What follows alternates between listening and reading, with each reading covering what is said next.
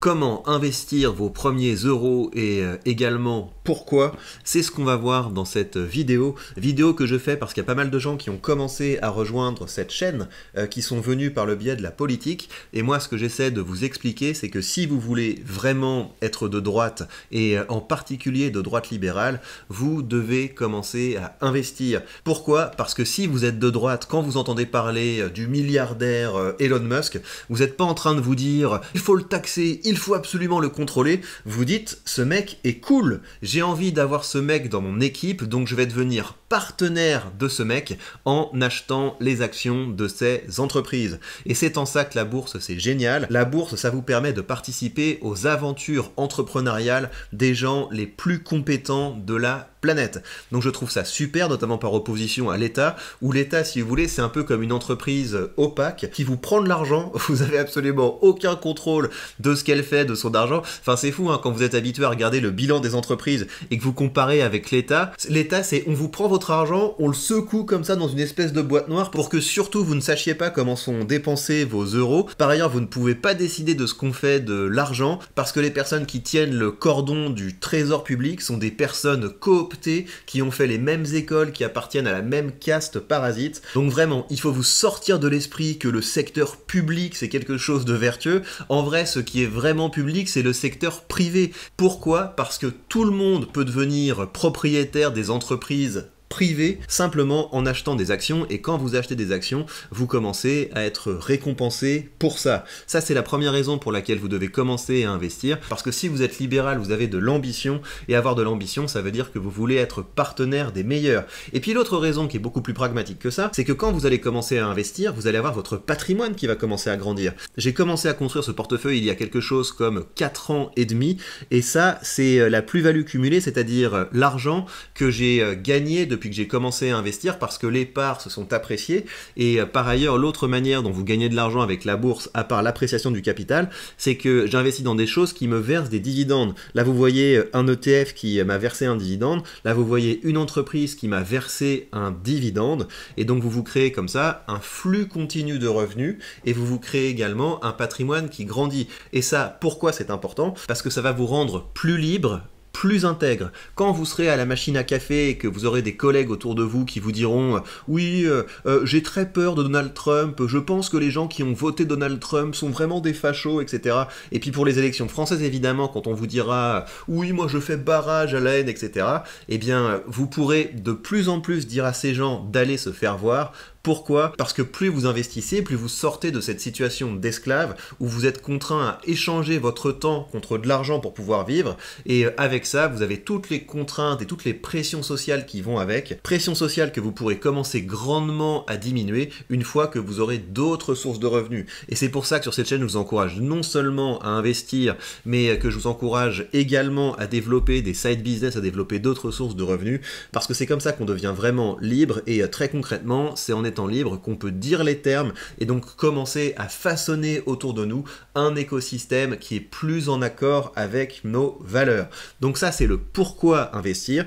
Et maintenant, on va passer au comment je vais investir de l'argent avec vous. Vous allez voir que c'est très simple. Alors pour investir, vous avez besoin d'un courtier. Le courtier que j'utilise, c'est DeGiro. J'utilise celui-là parce que de mon point de vue, c'est le meilleur. Et qu'est-ce que c'est qu'un courtier? Un courtier, c'est une interface qui vous permet d'acheter des actions, et on ira acheter des actions ensemble. Mais il y a quand même une chose à comprendre, c'est que les actions et les ETF que vous voyez ici, ils ne sont pas possédés par DeGiro, c'est nous qui les possédons. Et les actifs que vous achetez sont conservés dans une entité qui n'a aucun rapport avec les finances de votre courtier. En tout cas, quand vous êtes chez un courtier régulé, comme c'est le cas de DeGiro. Et pourquoi c'est important ça, cette notion de ségrégation? C'est que si votre courtier fait faillite, ça ne change rien à la valeur de vos actifs. Je précise ça parce que là, vous voyez que j'ai plus de 100 000 euros qui sont investis via DeGiro dans des actions et dans des ETF. C'est une belle somme, et j'aurais pas fait ça sur n'importe quel courtier. Donc pour investir, vous avez besoin d'un courtier. Le lien vers ce courtier de Giro est en description de cette vidéo avec un beau bonus si vous commencez à investir avec ce lien. Et maintenant la question c'est dans quoi on commence à investir. Et donc là évidemment ça va dépendre des recherches que vous allez faire, etc. Tout ce que je peux vous dire c'est que pour quelqu'un qui n'a pas commencé à investir, généralement on va dire que c'est une bonne idée d'acheter des ETF. Moi c'est ce que je pense et c'est par ailleurs ce que j'ai fait pour ma femme. Ma femme, je lui ai construit un portefeuille tout simple avec simplement l'ETF du marché américain et l'ETF du monde entier. Et ce que je vais faire maintenant avant d'investir, c'est vous expliquer et vous montrer concrètement ce qu'est un ETF. Comment est-ce que vous allez voir ce que c'est qu'un ETF et plus généralement ce qu'est un produit financier? Vous voyez qu'ici il a un nom et vous voyez qu'ici il a un numéro d'identification. Donc moi je vais copier ce numéro d'identification, je vais ensuite aller dans Google et là on voit l'ETF dont il est question et maintenant je vais vous expliquer ce qu'est cet ETF. Donc l'idée derrière les ETF, c'est que quand vous achetez une entreprise individuelle, par exemple vous allez acheter Apple, vous allez acheter Microsoft, vous allez acheter Michelin, j'en sais rien, eh bien vous avez la possibilité que cette entreprise fasse mieux que le marché. Dans ce cas-là c'est génial, vous avez fait un bon pari et votre capital s'est apprécié plus vite que ceux qui n'ont pas fait le même choix que vous, mais vous avez également le risque que l'entreprise ait des mauvaises années, que l'entreprise ait de mauvaises performances, que vous soyez rentré dans l'entreprise à un moment où elle arrive à un pic et qu'après on passe à une phase de déclin et vous pouvez dans le pire des cas vous retrouver avec une entreprise qui fait faillite. C'est assez rarement le cas avec les grosses entreprises dont vous connaissez le nom, mais c'est des choses qui arrivent. Et si on prend le cas d'une économie dynamique comme le marché américain, eh bien vous vous rendez compte que les entreprises les plus performantes aujourd'hui n'ont rien à voir avec les entreprises les plus performantes il y a 20 ans, qui n'ont elles-mêmes rien à voir avec les plus grandes entreprises il y a 40 ans. Et donc pour diminuer ce risque, plutôt que de choisir une entreprise, vous allez acheter l'ensemble du marché. C'est-à-dire que vous allez acheter une part d'un fonds qui va lui acheter l'ensemble des entreprises du marché. Et donc là, le produit dont je vous parle, HSBC MSCI World, c'est un ETF qui vous permet en achetant une part d'investir dans l'ensemble des meilleures entreprises selon le MSCI World. Et MSCI World, c'est un indice. Donc vous avez un fonds qui reproduit la performance d'un indice. Et un indice, c'est simplement une manière de suivre la performance d'un ensemble d'entreprises données. Donc si on regarde dans le détail, qu'est-ce qui se passe si vous achetez ça? Eh ben, vous payez 35 balles pour acheter une part, et cette part vous donne accès à 1368 entreprises.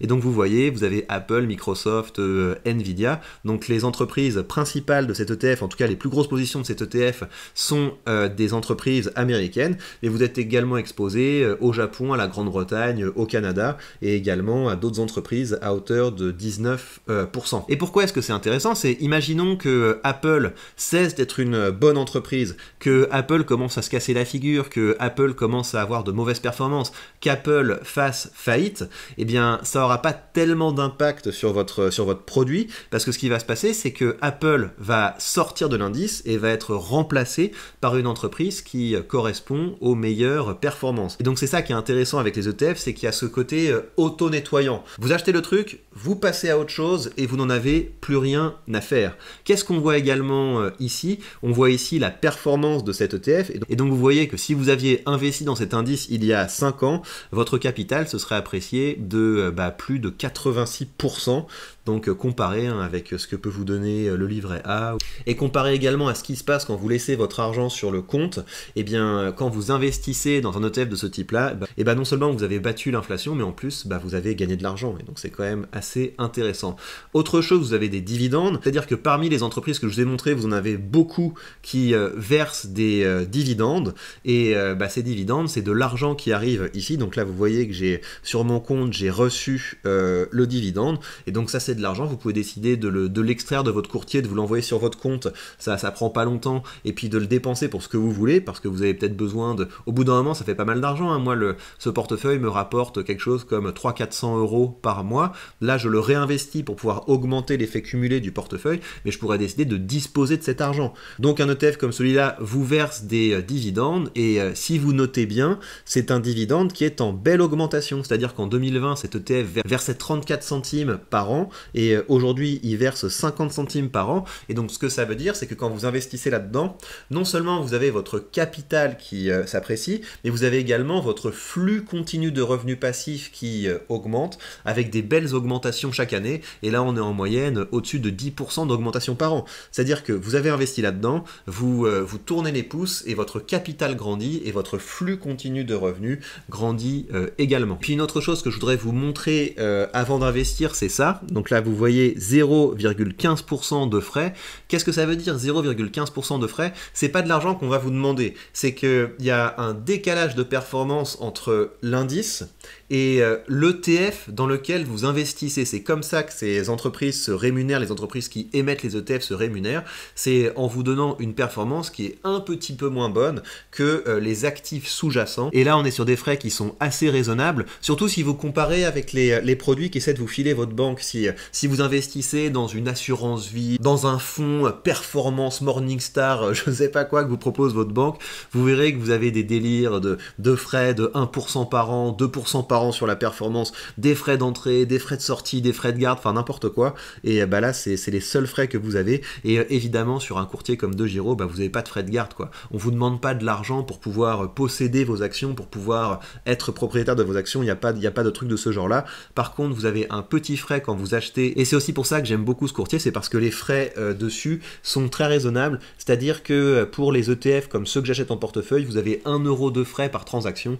Et donc quand vous faites des transactions qui sont assez sérieuses, bah c'est tout à fait $1 en fait comme type de frais. Moi j'ai prévu aujourd'hui d'acheter pour 800 euros de cet ETF. Donc on voit qu'aujourd'hui il cote à quelque chose comme 35. Donc si je me trompe pas, ça veut dire que je peux en acheter une vingtaine, peut-être 22.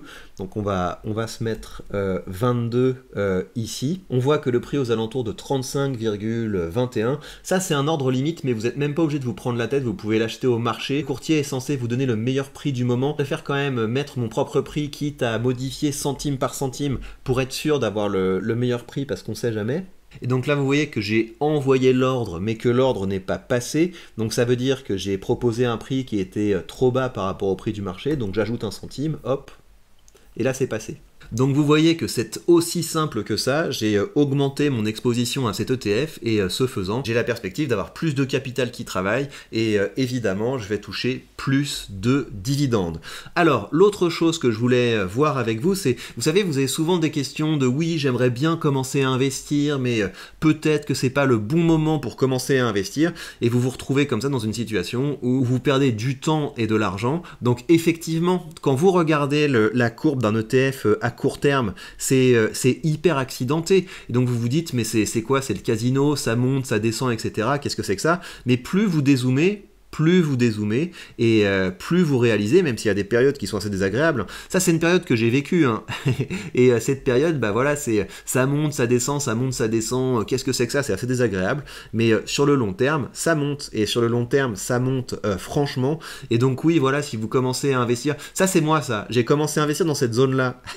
J'ai commencé à investir juste avant le Covid, et là oui, bah ça fait un peu flipper. Vous avez commencé à investir et puis crac. Mais vous devez réaliser que sur le long terme, même si là j'ai eu l'impression de faire une mauvaise affaire, et bah regardez que avoir acheté là juste avant le crack, et bah ça a l'air d'être une super affaire quand on dézoome un petit peu, parce que ça a beaucoup monté. Et par ailleurs vous devez savoir que personne ne peut prédire où va aller le marché, et que les gens qui s'amusent à faire du trading du type je rentre, je sors, je rentre, je sors au bon moment, bah ce sont des gens qui s'appauvrissent par rapport aux gens qui investissent bêtement, c'est-à-dire j'ai de l'argent, je le mets dans un ETF et puis sur le long terme, boum boum boum, je me suis pas pris le chou et ça a monté. Donc évidemment, quand on voit le niveau des marchés aujourd'hui, on peut se dire oui, mais il y a un risque que ça se casse la figure. Bah au moins vous avez commencé à investir, au moins vous avez commencé à mettre votre argent au travail, et puis par ailleurs, au début vous aurez des petites sommes, et puis ce que ça veut dire tout simplement, c'est que si vous achetez aujourd'hui à 35 et puis que ça tombe à 32, bah la prochaine fois vous rachèterez à 32, puis après ça va remonter, puis après ça va rebaisser, puis ça va remonter, etc. Et puis sur le long terme, vous aurez lissé votre prix moyen, et avec la croissance de l'ETF, vous vous serez enrichi. Je vous montre un truc dans mon portefeuille qui témoigne de ça. Regardez, ça c'est un ETF du SP500, donc c'est-à-dire que c'est un ETF qui investit dans l'ensemble du marché américain. Et ça c'est le même ETF d'un autre émetteur. Vous voyez là, quand vous regardez cet ETF, vous vous dites mais la performance est pas géniale, il a fait seulement 10%. Pourquoi? Parce que c'est un ETF que je rachète régulièrement. Je rachète cet ETF tous les trimestres, et donc ça veut dire que vu que j'augmente au fur et à mesure mon coût moyen parce que j'achète toujours plus haut, et on a l'impression que les performances sont pas géniales parce que je laisse pas le temps à l'ETF de grandir avant de le racheter. Mais regardez ici, là on est sur le même ETF, c'est-à-dire exactement le même produit, et vous voyez que je suis à plus de 43% en plus-value, parce que ça fait longtemps que j'ai pas investi dans celui-là, vu que c'est cette position que je construis. Mais comprenez bien que le jour où vous serez plus en phase d'accumulation, le jour où vous serez en phase de consommation des revenus de votre portefeuille, et ben votre capital va continuer à grandir, et donc ces chiffres-là vont exploser à la hausse, parce que le prix de l'ETF va progressivement décrocher par rapport au prix moyen auquel vous l'avez acheté. Ça, c'est ce que vous devez savoir, je pense, à ce stade. Oui, quand vous allez investir, il y a des chances que pendant quelques semaines, pendant quelques mois, pendant peut-être quelques années, si vous n'avez pas de bol, bah, votre portefeuille n'aura pas de belles performances.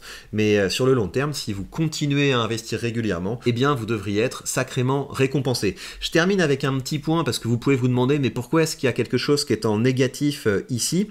C'est parce qu'il y a quelque chose qui est génial quand vous investissez avec un courtier comme DeGiro, c'est que vos actifs ont une valeur hypothécaire. De la même manière que vous pouvez aller à la banque et dire j'ai une maison, est-ce que vous pouvez me prêter de l'argent? Eh bien c'est la même chose avec votre courtier, sauf que vous n'avez pas à parler à un interlocuteur, vous n'avez pas à signer de papier. Plus vous accumulez des actions et des ETF, plus la valeur hypothécaire de votre portefeuille augmente, et plus vous pouvez emprunter de l'argent. Donc là, l'espace libre, c'est l'argent que je pourrais encore emprunter si je voulais. Là, vous avez la dette que j'ai parce que j'ai emprunté de l'argent pour faire de la rénovation immobilière. Et l'autre chose, c'est que vous ne devez pas rembourser du type tous les mois, vous devez nous envoyer tant, etc. Ce qui se passe, c'est que vous avez, si vous voulez, un indice de santé financière. Vous payez des intérêts sur la somme que vous avez empruntée. Et si vous laissez courir votre dette, bah, au bout d'un moment, votre facteur de santé financière descend trop, et dans ce cas-là, votre courtier va vendre vos actifs pour se rembourser. Moi, je suis très très loin d'en être là. Par ailleurs, je rembourse régulièrement, d'autant plus régulièrement que j'ai les dividendes qui arrivent. Et donc c'est là que vous avez quelque chose qui est génial, c'est que vous pouvez faire un emprunt que vous allez rembourser sans que ça pèse sur votre pouvoir d'achat, parce qu'il va se rembourser simplement avec les dividendes. J'avais emprunté 20 000 € et donc vous voyez que j'en ai déjà remboursé une partie, et la manière dont je procède, c'est que j'essaie de rembourser à peu près 1 000 € par mois du capital, et à côté de ça, j'essaie de continuer à investir. Pourquoi? Parce que plus j'investis, plus ma santé financière augmente, et plus le risque de remboursement forcé, si vous voulez, s'éloigne. Mais par ailleurs, plus j'investis, plus je vais toucher de dividendes, et plus ça va accélérer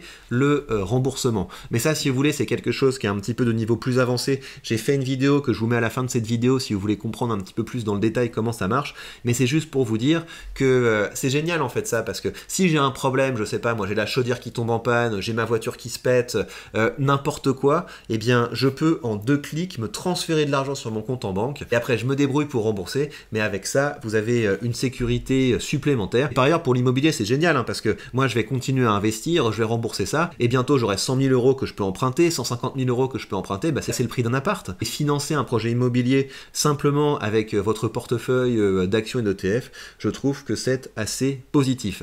Voilà donc pour cette vidéo. Je pense que c'était important de le faire de temps en temps, de vous redonner les bases de l'investissement, et c'est quelque chose dont je continuerai à parler, mais en tout cas vous savez maintenant ce qu'est un courtier, comment ça marche, et comment acheter des produits. Bref, vous prenez pas trop le chou, commencez à investir, ce sera la meilleure décision que vous pourrez prendre.